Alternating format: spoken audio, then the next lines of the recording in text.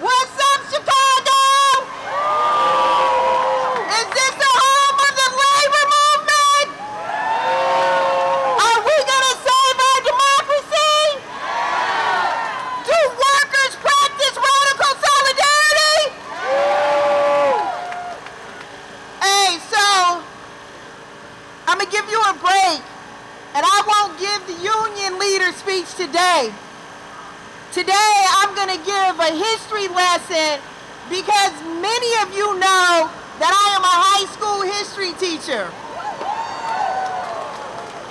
And as a high school history teacher, it is incumbent upon me to use this platform to remind you that there have been many inflections where our country debated its democracy and the people's humanity. And every single time this country had that debate, it was workers allied with the people who saved our democracy. Let me tell you about the first lesson. For 4 years, this country fought on these grounds in a debate about my ancestors' sovereignty and humanity. And it was the workers, enslaved Africans, who left those plantations, made the government issue an Emancipation Proclamation freeing all Africans. See, Lincoln didn't free us, we freed ourselves, workers. And because of their solidarity and allyship with women and white abolitionists and black abolitionists, they created something called Reconstruction. That created the Department of Education. That created the Department of Justice. That created the Department of Housing. That created these United States of America with a safety net. It created the basis for which workers not just secured and reunified our country, but it expanded democracy. Our workers did that.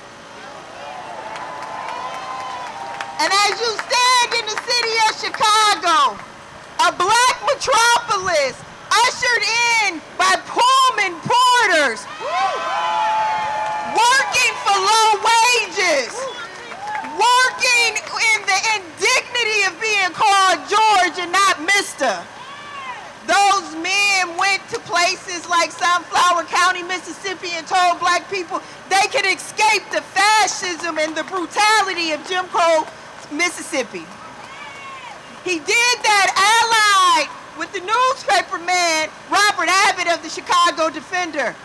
And these men drove opportunity and refuge for black Southern migrants escaping fascism. And now I'm gonna give you a third time where workers stood up. And that is when they allied themselves in the civil rights movement. It is when they said that work has as much dignity as the humanity of every black child and every black man and every black woman. That this is what workers do, we make it better. But we're in a time and a space now where workers have to practice a solidarity that goes beyond the billionaire class. They have to practice a solidarity that elects a mayor who can see the people. They have to practice the solidarity that anchors the common good. They have to practice the solidarity that rebukes the tyranny of troops from Trump in our city. That is our work.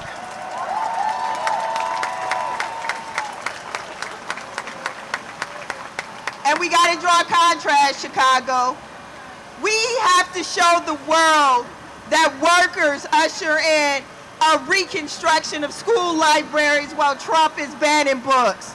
We have to show them that workers are reopening mental health care clinics in Chicago instead of leaving people without. We have to show them that in Chicago, we've abolished the sub-minimum wage because slave wages went out with the 13th Amendment. In Chicago, we reject a billionaire's tyranny on our city.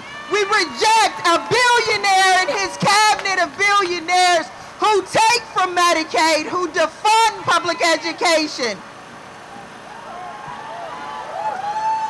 So let me be clear about what solidarity is. Solidarity is the antidote to white supremacy. Solidarity is the antidote to anti-immigrant fever. Solidarity is the antidote to homophobia and transphobia.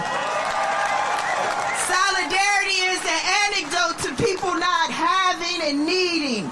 It is solidarity that reunites us. It is solidarity that keeps us. It is solidarity that supports us. It is solidarity that makes these United States of America for the people and by the people. Let's go, Chicago.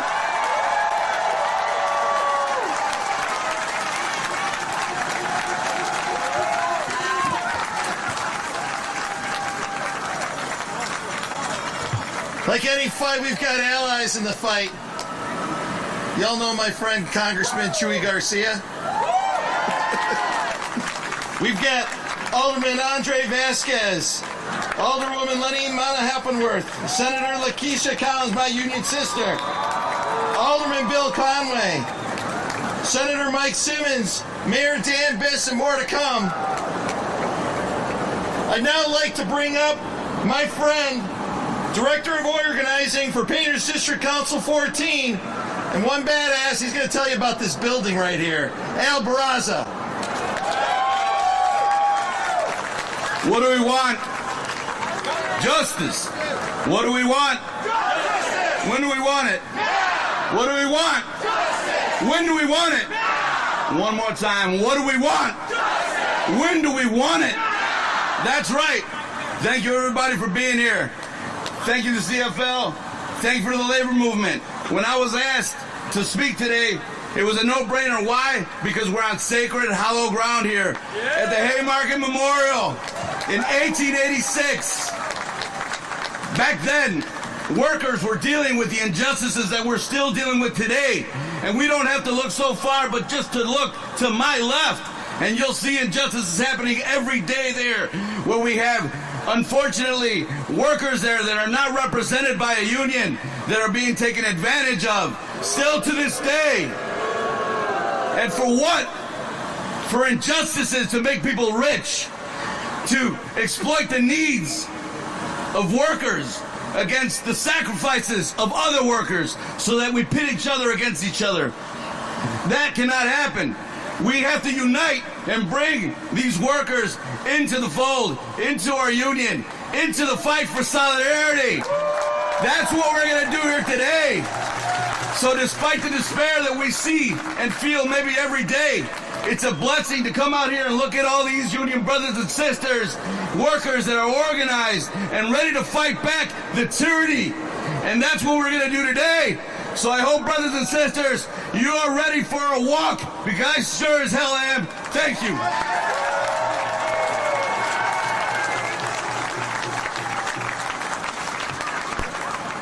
We got more allies in the House.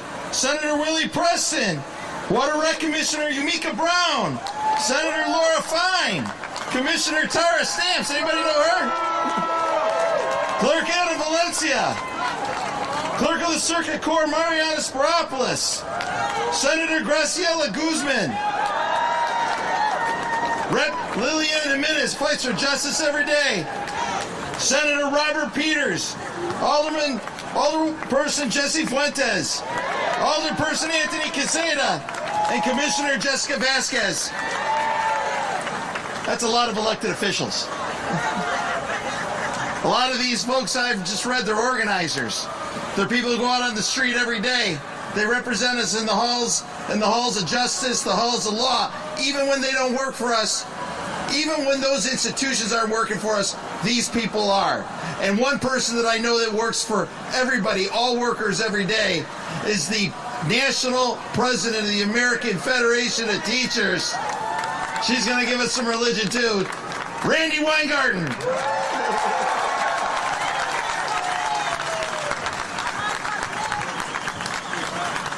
Okay, but I'm like really short here. Okay. I know it's a Sunday. No, it's a Monday, right? Monday. But let me ask you something. You just got a history lesson. You just got a labor lesson. Are we ready to fight Pharaoh? Stacy gave us a lesson about African American emancipation. We have been fighting pharaohs for thousands and thousands of years. And the one in the White House is just as bad as the rest of them have been. Are you ready, American labor? Are you ready, Chicago labor, to fight? And today as we walk, we're going to fight a whole bunch of pharaohs.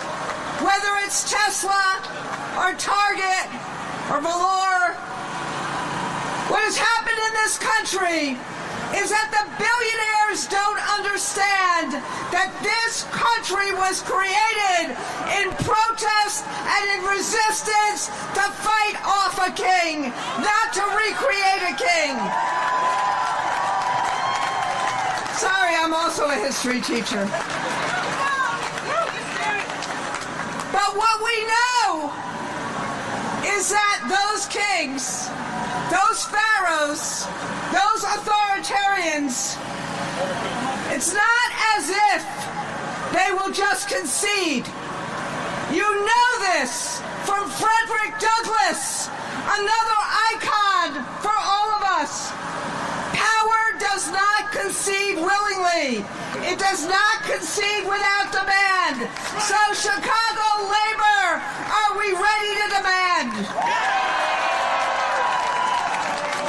And demand we must, not simply for a choice of the cruelty of Trump or a broken status quo.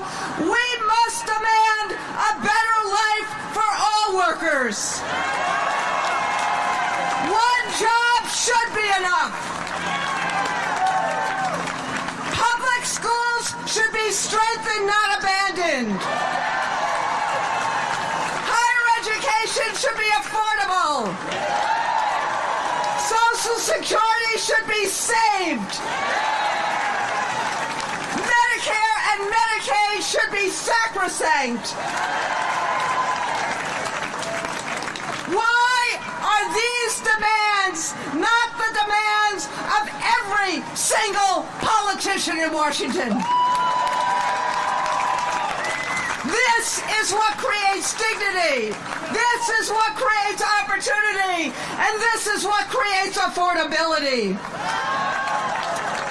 But my friends, and that's why all across the country today, 1,000 events. Labor is not simply doing picnics and parades. We are fighting for a better life for all Americans.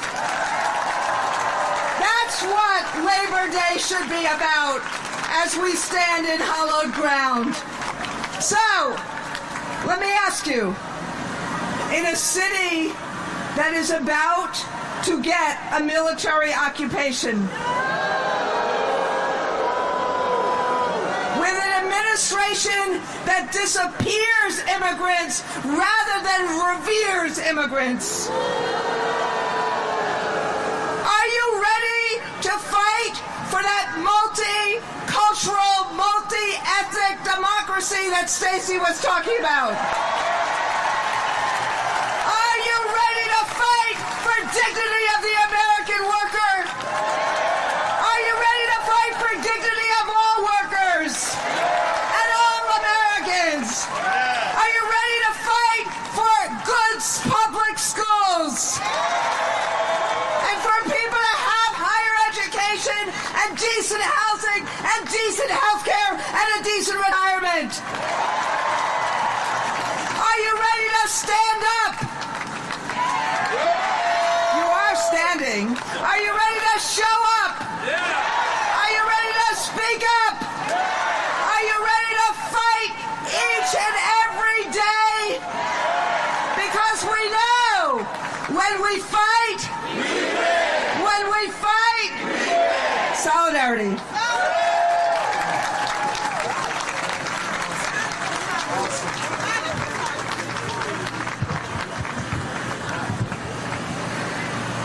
So I said, more would come. I'd also like to acknowledge State Representative Stephanie Kiffin and Alderman Lamont Robinson. But I told you that we had the son of a preacher here. I got a preacher too, but I also have the son of a preacher. First, I'm going to bring up the son of a preacher and the son of a union worker, Mayor of the City of Chicago, Brandon Johnson.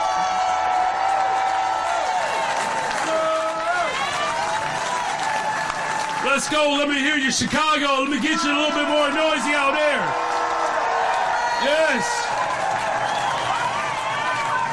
No federal troops in the city of Chicago. No militarized force in the city of Chicago. We're going to defend our democracy in the city of Chicago. We're going to protect the humanity of every single person in the city of Chicago.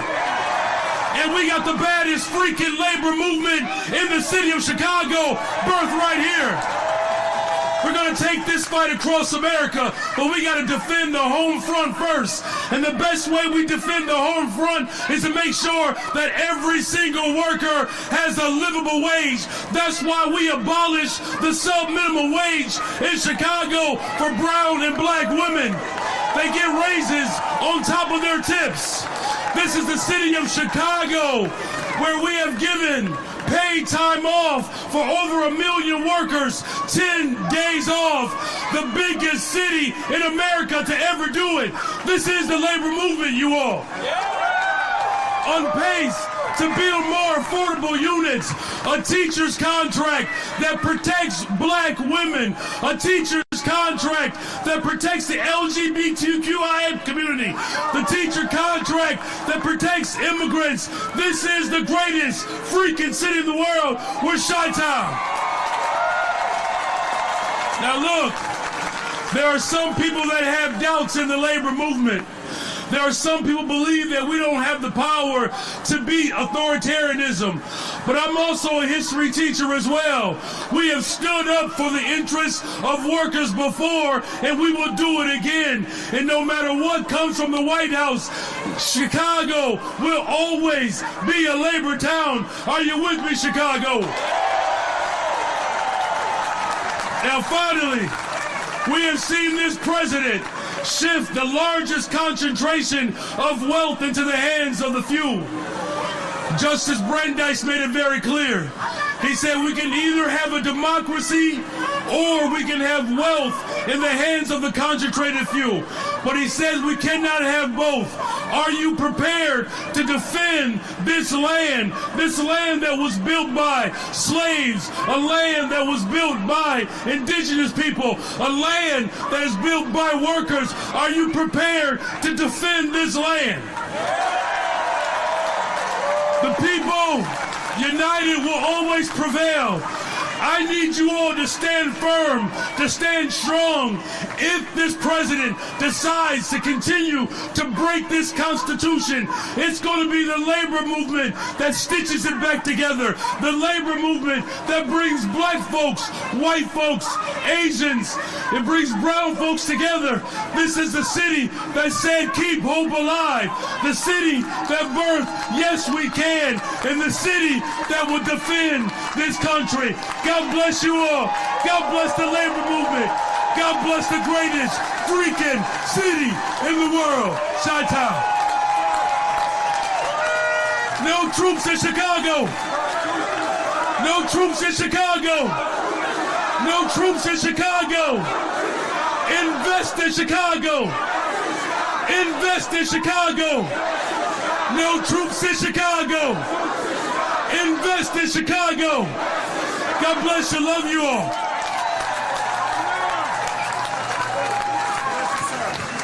When we fight, when we fight, when we fight. Listen, y'all, we're here to stand up for something, right? We're here to stand up for working people. And as we stare down into authoritarianism, we got to call it what it is. And in this fight, we have to see if people will be who they say they are. This is one of those moments where you have to live your values. Now, it's real easy to do that until you face somebody like Donald Trump, who's using every ounce of his power to bring the country to heel.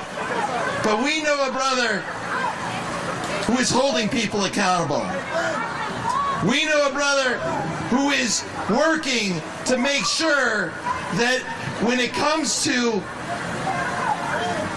coming to heel to Donald Trump, that people stand up for themselves and make sure that the companies that take our money live the values that this country is really all about. And you know who's calling for Target Corporation to be accountable? Our next speaker, Pastor Jamal Bryant.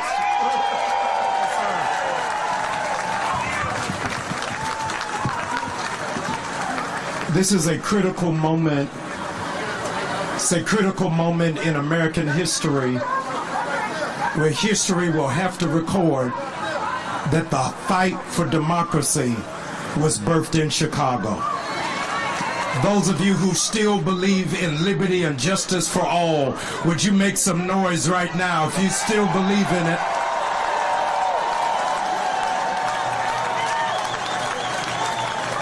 In order to make America great, you cannot make America great without unions. It is because of unions that there are no children who are working underage. It is because of unions that you are able to have health benefits. It is because of unions that you have vacation time. It is because of unions that you're able to take sick leave. It is because of unions that you are able to have vacation.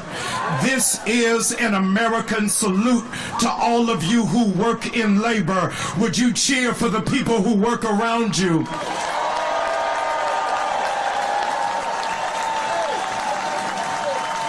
There are more labor workers than there are billionaires.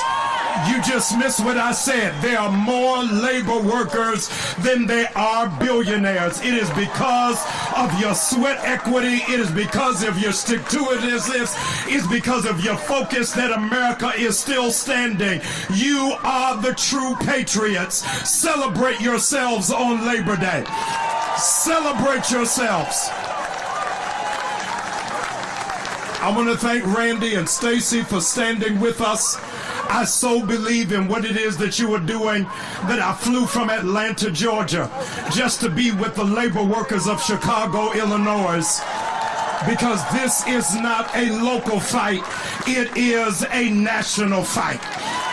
We owe a debt of gratitude for the most fearless leader in America today is the mayor of Chicago. Let's celebrate him.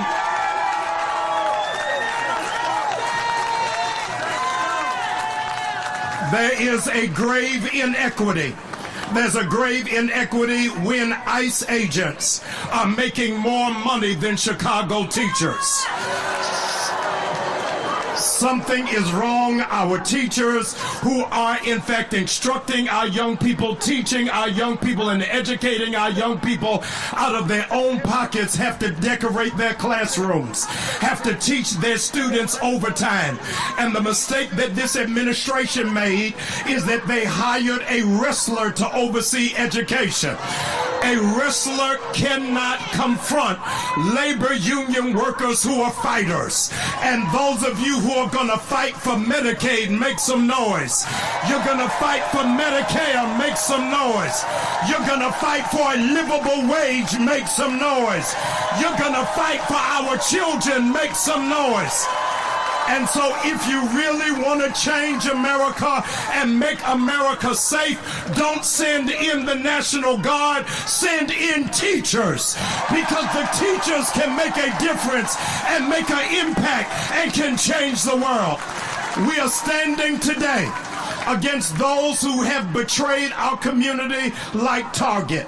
Target thought that they could play in our face and take away diversity, equity, and inclusion. But when you look around outside today, this is a diverse group. This is a group of Latinos and blacks and Hispanics and Asians and women and physically challenged and whites who are standing together, believing that this still can be the land of the free and the home of the brave. If you believe it, come on, Chicago, let's make some noise. Come on, you can do better than that.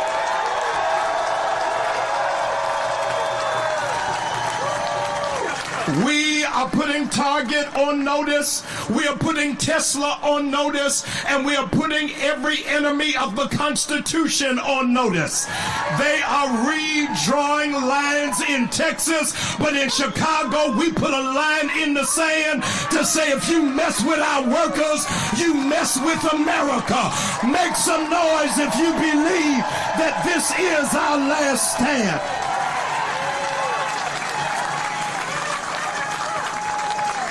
Standing at 6'3", Napoleon was up against the Austrian troops.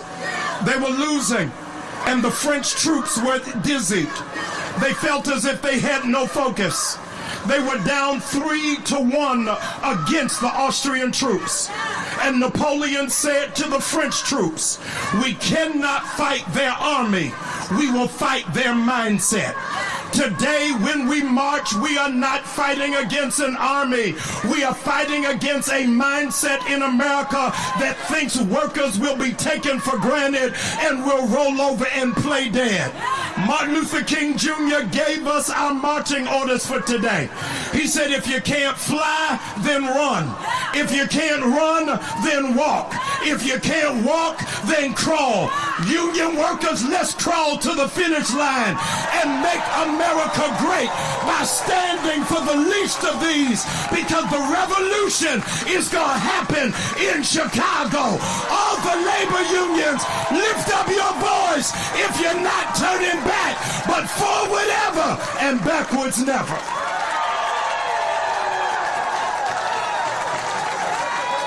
When we fight, when we fight, when we fight,